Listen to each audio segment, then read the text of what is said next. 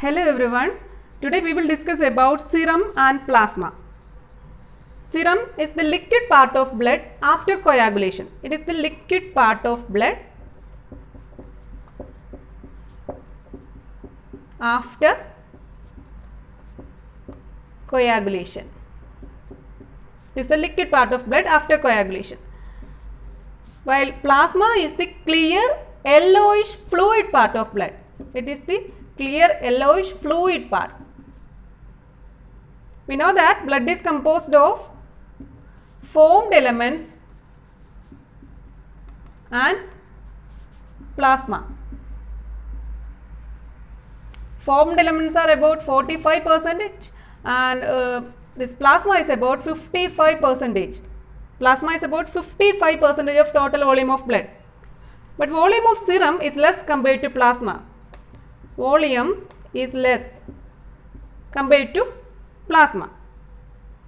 The plasma is composed of water, that is about 90 to 95%. Then proteins like albumin, globulin and fibrinogen.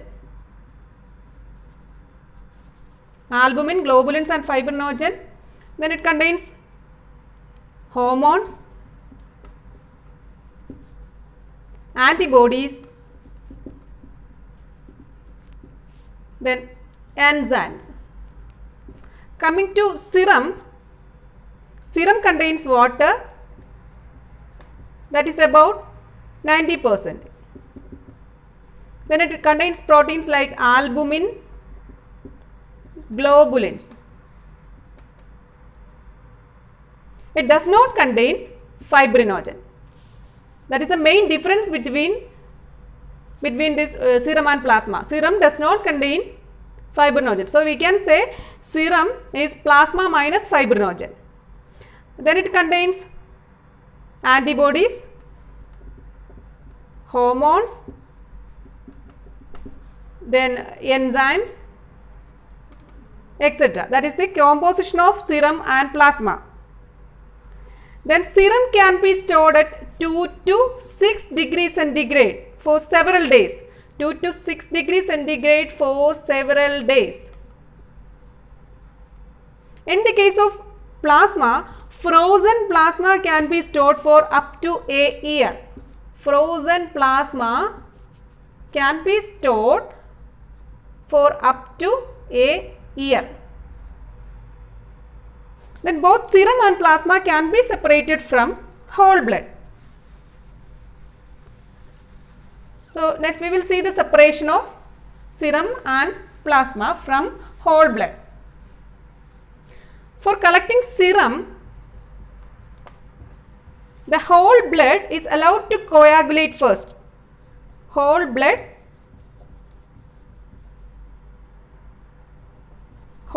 is allowed to coagulate for about 15 to 30 minutes. 15 to 30 minutes at room temperature. Then this sample is centrifuged and the blood clot is removed. After centrifugation, this blood clot is removed.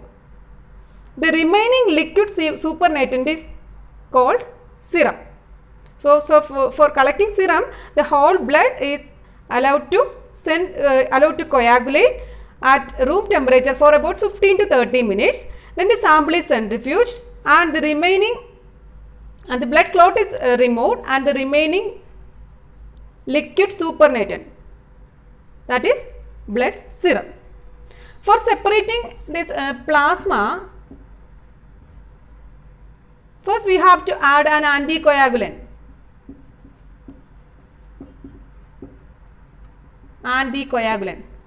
In the case of serum, there is no need for anticoagulant, but for separating plasma, first we have to add an anticoagulant.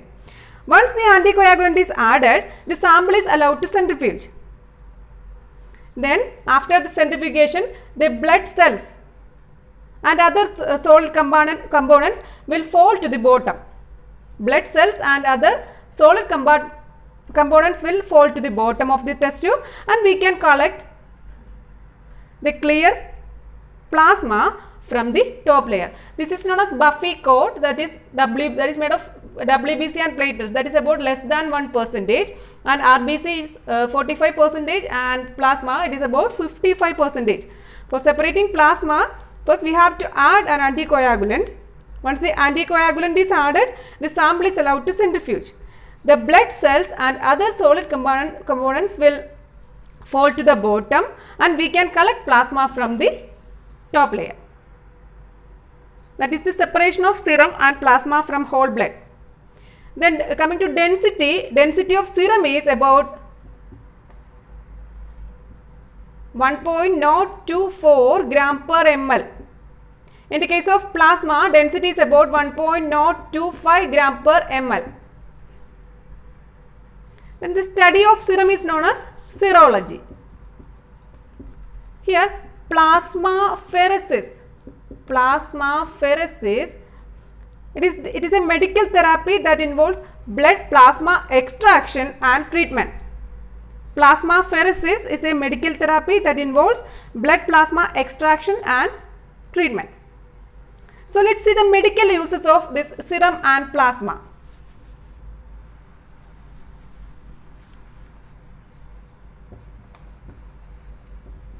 Medical uses. Serum is used for medical testing and research. Medical testing, that is diagnostic test and for research. Serum is used for diagnostic tests like cholesterol, then HCG, that sugar, protein, etc. Then it is used in DNA testing and cancer therapy studies. Serum can be used to test certain diseases like prostate cancer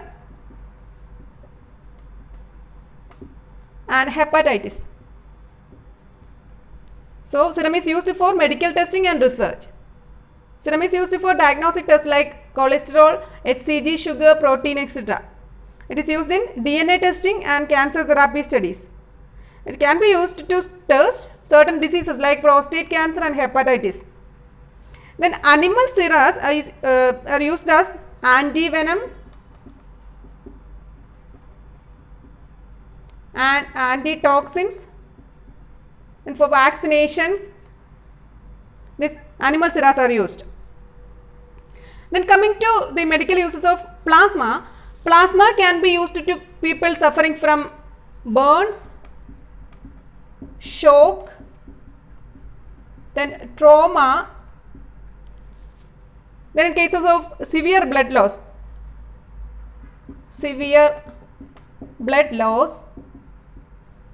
then chronic conditions like liver disease, hemophilia and other autoimmune conditions. Plasma is used for transfusion to people suffering from hemophilia and immunodeficiency. The main role of this plasma is to deliver oxygen and nutrients. To cells and carrying waste products away. That is the main function of plasma. These are the medical uses of this serum and plasma. Then this serum, it does not discolor on standing, but this plasma, it tends to discolor on standing. That is the main differences between serum and plasma. This is today's topic. Thank you for watching.